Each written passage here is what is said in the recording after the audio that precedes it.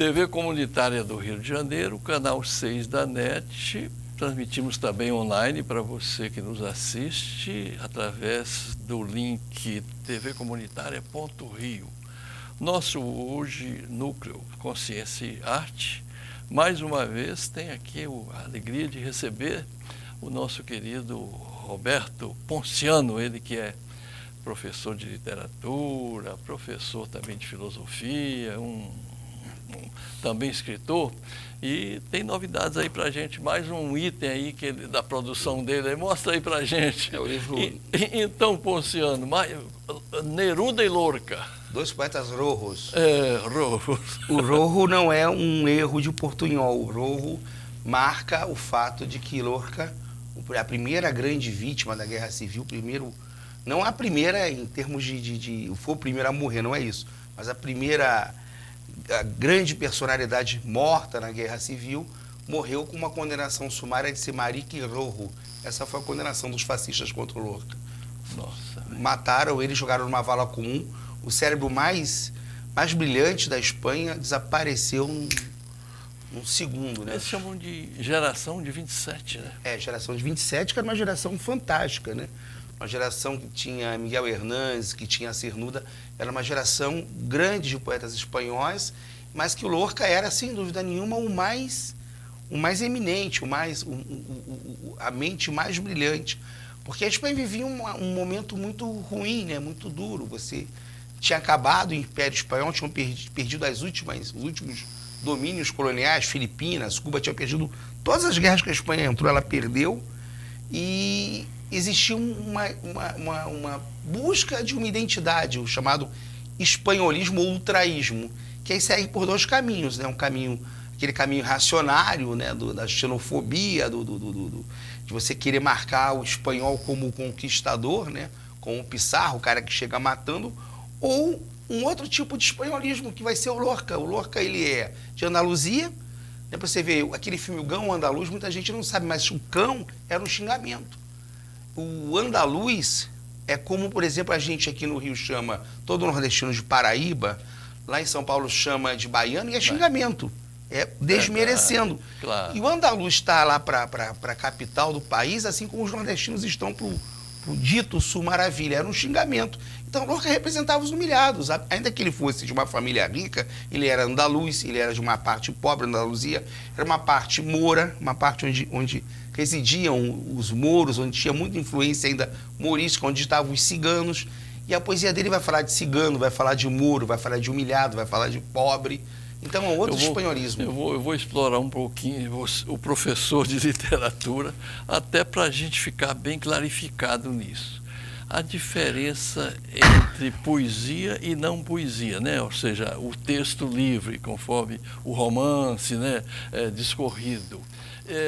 Poema não precisa rimar, é também poesia. Não, olha só, existe...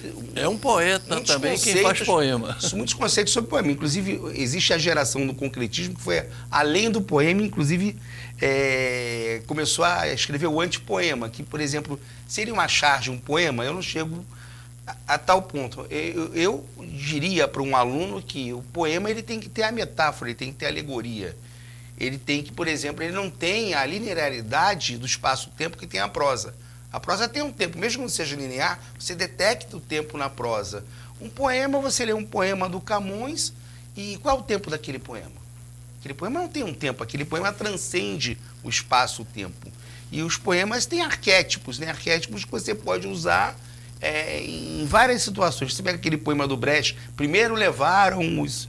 e aquele poema você vai deslocando ele no espaço-tempo, ele não fica preso à Alemanha.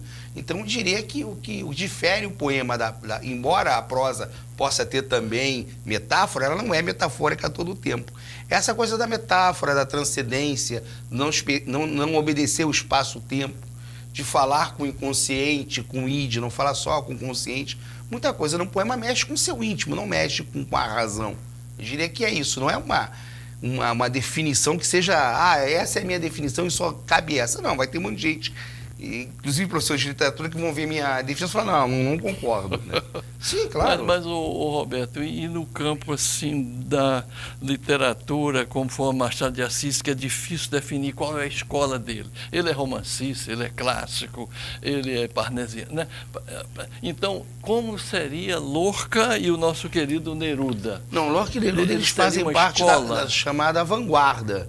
Né? O vanguardismo que aqui chega no Brasil com o nome de modernismo, mas o modernismo na Europa já estava velho. O modernismo na Europa é o Cruz e Souza, é o simbolismo. Eles não falam modernismo, o modernismo para eles foi outro movimento. São as várias vanguardas. Agora, por exemplo, é difícil você situar Lorca aonde? Porque Lorca teve um pé no surrealismo, Lorca tem um estilo próprio que transcende as várias escolas de vanguarda, as várias expressões de vanguarda. Não dá para dizer que o Lorca é só surrealista. Até porque o Lorca não fica só na poesia, ele faz teatro, é um grande dramaturgo, um dramaturgo de sucesso na Espanha da época. Dá para situar ele numa vanguarda próxima do surrealismo, mas não preso no surrealismo. Ele vai além disso. Aliás, o Lorca, pouca gente sabe, é quem introduz o Dalí no surrealismo. Quem leva o Salvador Dalí a se tornar surrealista é o Lorca. Porque o Lorca não era só escritor, ele era escritor, poeta, dramaturgo, ele era pianista, ele era compositor e ainda era desenhista. Era um homem polivalente, era quase um Da Vinci. Você falava que ele, na verdade, eu peço desculpa ao Neruda se eu estou falando uma blasfêmia contra ele, mas ele sofrera muita influência do Lorca quanto ao pensamento marxista, né? A se tornar Eu acho que não é a influência filosófica. O que acontece?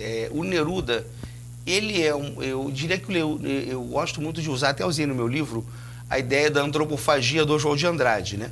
Porque a gente fala, temos que ter uma cultura nacional, mas isso é uma aberração você pensar uma cultura nacional autóctone. A gente teria que voltar aos indígenas, aos habitantes místicos do Brasil, não tem nem como documentar isso. Teria que ser trecho fim do Policarpo Quaresma. Voltaríamos a falar o Tupi, o Guarani, que nem o Tupi-Guarani, o Tupi-Guarani é uma codificação dos missionários. Você encarna da influência estrangeira aquilo que você acha que é interessante, dá uma acomodação, dá uma nova cara de acordo com a sua nacionalidade. O Neruda fez isso. O Neruda leu o Walt Whitman, ele leu o T.S. Eliot, ele leu Joyce, ele leu toda a vanguarda, Rubem Dário, ele leu Gôngora, Quevedo, que já são os passadistas, mas Gôngora é recuperado na geração de 27. Então ele é muito influenciado pela poesia anglo-saxã, pela poesia espanhola e pela vanguarda europeia, embora seja latino-americano. E ele vai para a Espanha, ele já está nessa passagem para a vanguarda europeia, ele está ali ombreando, lendo, escrevendo como os vanguardistas europeus, e ele chega na Espanha em 34 e ele é acolhido na Espanha.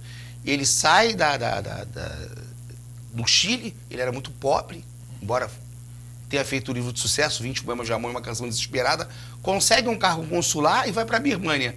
Na Birmânia ele passa o pão que o diabo amassou, não financeiramente ele se sente isolado, ele se sente não inserido naquela sociedade dividida entre os explorados, colonizados e uma aristocracia a qual ele não se sente pertencer, uma aristocracia branca.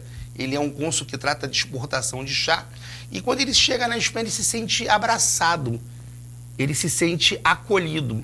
Mas ele não tem nada com a política, o Neruda. O Neruda é um poeta, a gente poderia usar até o termo alienado. Ele não se mete, ele não quer saber, não é da praia dele, política não é com ele.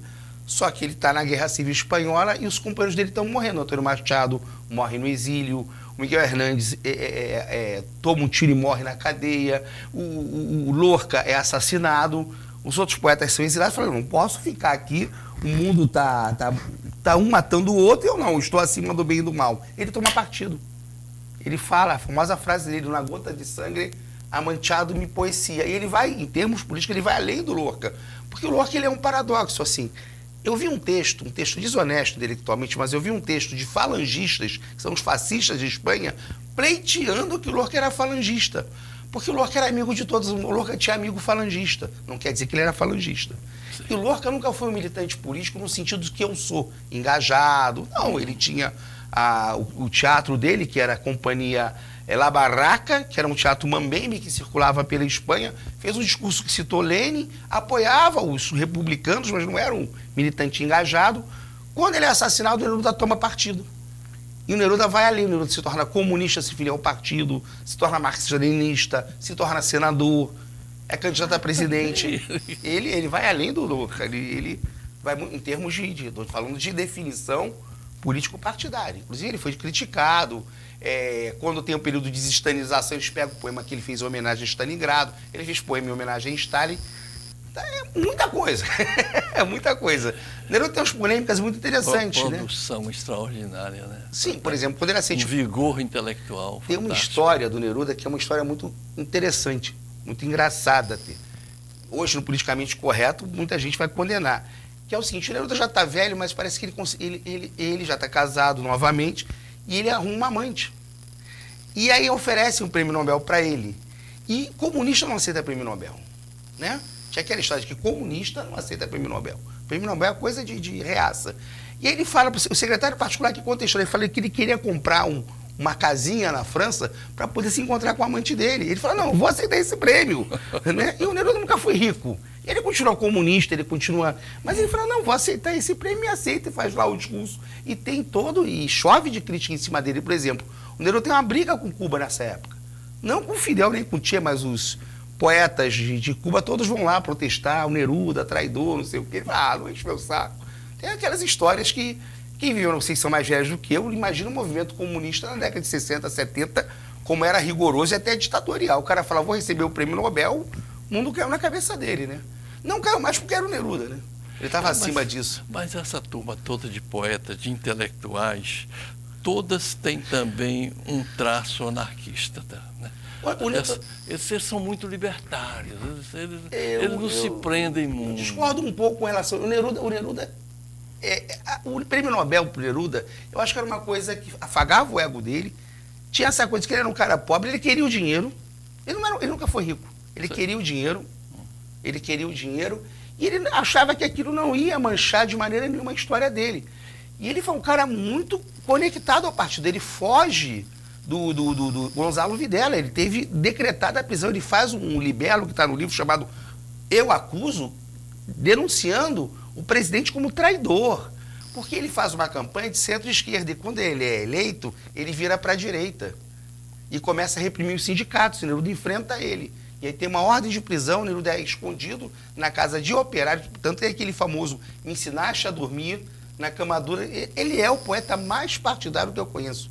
Ele faz um poema a meu partido. Ele é um cara ligado ao Partido Comunista, declaradamente ateu, declaradamente marxista-leninista e poesia em homenagem a Stalin. Aliás, ele apoiou muito depois disso, também por causa do período da desestanização, também nunca fez meia-culpa, nem autocrítica, não entrou nessa Eu sei que você fala do encontro Neruda e Lorca, mas Neruda tem também com Jean Paul Sartre, no movimento existencialista, uma passagem, uma influência, uma... Não, eles chegaram a se bicar, mas o que acontece? Quando eu falo de existencialismo do Neruda, não é o existencialismo, eu sou existencialista.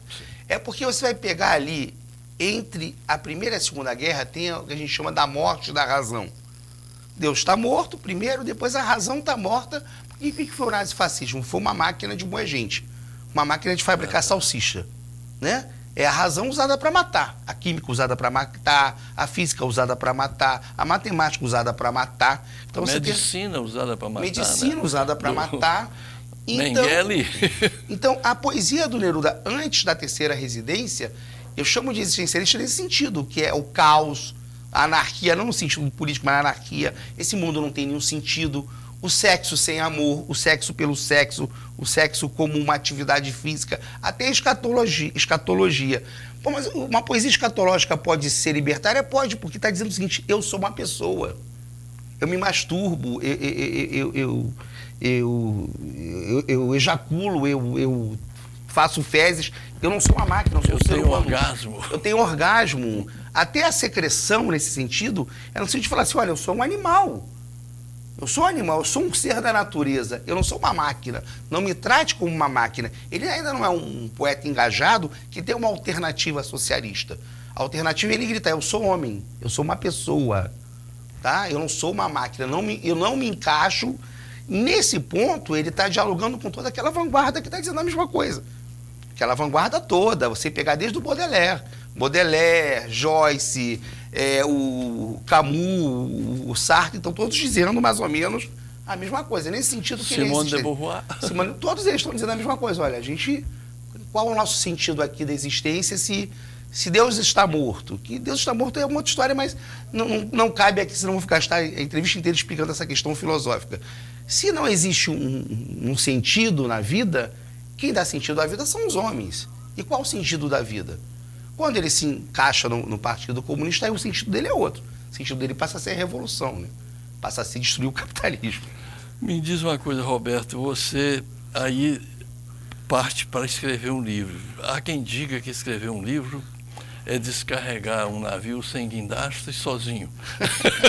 E como é que você e no Brasil você se motivou para esse 5º título, né, na sua... Na verdade, esse livro tem muito tempo, porque esse livro foi primeiro uma monografia de conclusão de curso de faculdade, depois foi uma dissertação de mestrado. Eu tenho mais de 10 anos nessa amizade com Neruda e com Lorca. O mestrado de literatura ou de filosofia? De literatura. Tem influência da filosofia. É claro. E então existe essa conversa, né? A gente pega um livro do Neruda, do Lorca, parece que a gente está conversando com eles, parece que eles estão falando para você. É uma vivência muito longa com eles. Então, assim, escrever não foi difícil. Mais difícil é publicar e vender no Brasil. Você sendo um escritor de esquerda, sem apoio, o difícil é isso. Escrever não me causou trabalho ler, pesquisar e coisa e tal. Mas como é uma vivência longa, o Neruda é um cara que não estou fazendo nada por ler um poema do Neruda, não estou fazendo nada por ler um poema do Lorca. Então não foi um sacrifício para mim. Não foi algo que eu fiz com muito esforço, mas aquele esforço que você não sente, né? Aquele esforço que não te... Agora, do ponto de vista filosófico, eles acrescentaram alguma coisa ao marxismo, porque o marxismo não para em Marx, né? Ou seja, nós temos aí Lenin, Mao Tse-tung, Che Guevara, essa turma continua filosofando, você mesmo continua filosofando. Eu acho que a filosofia contemporânea, marxismo contemporâneo é um tema. Eu vou dizer uma coisa para você, eles não acrescentam absolutamente nada ao marxismo, mas isso é muito bom. Porque existe uma visão marxista tosca de que marxismo é só ler Marx. E na verdade, se a gente não tem uma dimensão transhumana, se a gente não tem uma dimensão de que para a gente entender o mundo não adianta só ler Marx, né? A poesia tem a sua própria episteme, tem a sua própria técnica. Eles acrescentaram muito na área da literatura, são dois grandes gênios da literatura. Isso é tão importante quanto escrever o Capital, né? Porque é impossível você fazer um processo de luta política se você não ganhar corações em mente. Como é que você ganha corações em mente? Com a cultura. O Allende, por exemplo, quando tentou fazer a Revolução Democrática no Chile, a Revolução Democrática no sentido de revolução com eleição, ele usou muito da nova canção. Ele usou muito da música, Victor Hara, Violeta Parra, era uma forma de popularizar a revolução na juventude. A esquerda esqueceu isso. A esquerda está tão focada só no Marx, no Lenin, no Mao Tse Tung, que esquece que a gente não consegue mais produzir uma geração, como a geração de vocês, da década de 60, que tinha o Duvaldo Viana Filho, tinha de uma geração anterior, mas tinha o Jorge Amado, tinha Vinícius de Moraes, tinha Gonzaguinha, tinha Chico. Essa geração que está ficando velha, que a gente não consegue produzir, pelo menos como intelectuais orgânicos, uma geração de tipo de coração em mente. Não vai disputar coração em mente só com Marx. Eu acho que a contribuição é essa, de fazer uma leitura de mundo alternativa, de fazer uma leitura de mundo não hegemônica. Mas o marxismo o Neruda e o marxismo não ajudou em nada o marxismo Neruda. Eu acho que ele ajuda muito na luta dos povos da América Latina, que ele se inseriu, ele foi um combatente mesmo, inclusive foi exilado e tem uma fuga espetacular pelos Andes. Mas um debate que nós travamos hoje, depois eu quero mais dados sobre o livro, que eu quero adquirir também. Não, você não vai adquirir, porque esse aqui eu vou te presentear. Com muita honra, mas eu quero presentear também. Eu também. Eu queria de você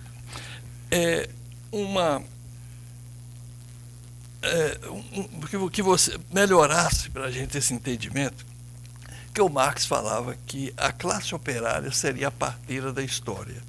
Mas, de repente, no mundo atual, a gente está diante do desaparecimento da fábrica, do trabalhador apenas com macacão. Uhum. Então, você fez um trabalho intelectual, você também é um trabalhador. Uhum. Então, passa para a gente mais aí, por que hoje a gente tem que ter essa adaptação do trabalhador não ser somente aquele que está com as mãos calejadas. Mas eu acho que existe uma interpretação equivocada do Marx. O Marx está olhando para a classe operária do século XIX. Isso. E classe operária e proletariado não são necessariamente a mesma coisa. O proletariado está crescendo no mundo, a classe operária está minguando. Mas o cara que trabalha para Uber, ainda que ele possa achar que é um pequeno proprietário, o cara que trabalha para iFood é um proletário. Então, inclusive, a gente está ativando uma coisa que o Marx já pensou, que são os limites do capital. Porque você tem a taxa decrescente da mais-valia. A mais-valia vai decrescendo. Você tem que produzir mais com uma marcha decrescente, com uma ocupação menor da mão de obra. Onde é que você descarta isso? Onde é que você faz circular isso? Então, efetivamente, o marxismo está muito atual. As pessoas estão fazendo uma leitura equivocada. Existe uma leitura mecânica de que a classe operária fabril tem que fazer uma revolução. Essa classe operária fabril está sumindo. Isso está desaparecendo mesmo. O proletariado está crescendo. E a possibilidade da revolução, ela é iminente porque estão se ativando os limites últimos do capital. A taxa decrescente de lucro explica a crise que a gente vive. Você vai para a rua, só vê gente mendigando. Verdade. Os seus netos, eu sou um pouco mais novo que você, e os meus filhos, talvez não consigam se aposentar. É verdade. Imagina que mundo caótico vai ser esse, em que você vai ter que trabalhar até morrer e não tem trabalho para quem quer trabalhar até morrer. Então, o que Marx previu em termos de catástrofe para o capitalismo está acontecendo. As pessoas estão apontando a arma para o lado errado. Estão apontando a arma para uma coisa mecanicista. Entendi, ficou claro para mim. Inclusive, então, proletário vem de uma grande prole. E, né? de você não ter só o suficiente para comer e você precisar vender a sua mão de obra, mesmo que seja de forma mistificada ou mitificada, como, por exemplo, quando você trabalha para iFood ou para Uber, você tem um capitalista transnacional que te suga e você trabalha sem nenhum direito trabalhista. Você continua sendo um proletário. Coisa horrorosa. Você não virou... Messi, eu preciso que... Terminar? Não é terminar. Nós precisamos... Falar do livro. Onde encontrar? Que dia vai ser lançado? Onde? Ajuda a gente aí. Olha, faz um close aqui no livro. Eu perguntei do tempo porque eu não sei do nosso tempo. Roberto. Olha só, vamos lá, falar sobre o lançamento do livro. O livro é fácil de encontrar. O livro está na Martins Fontes, o livro está na Livraria Cultura, o livro está naquela livraria Leonardo da Vinci. A Saraiva ainda não tinha chegado, mas é distribuído para a Saraiva também, né? Na Amazon. Esse livro é da Chiado, editora luso-brasileira, ele tem distribuição nacional e internacional, então não é um livro difícil de achar. Está na Folha Seca, ali na Rua do Ouvidor, está na Casa de Luzia, aqui na Evaristo da Veiga 149, não é um livro difícil de achar. E o lançamento coincidiu, o lançamento vai ser mais do que um lançamento, vai fazer um ato político pela democracia, que a gente tinha feito muito antes dos fascistas saírem do armário e programarem eu chamo de vaquejada, antes que pensei que é uma coisa sexista, é porque vaquejada aqui no Rio de Janeiro, para quem é do Rio, é aqueles eventos de gado. Tem a vaquejada em Petrópolis, tem a vaquejada em Teresópolis. Então, dia 15 tem a vaquejada do Bozo, né? Por coincidência, é no dia da vaquejada do Bozo.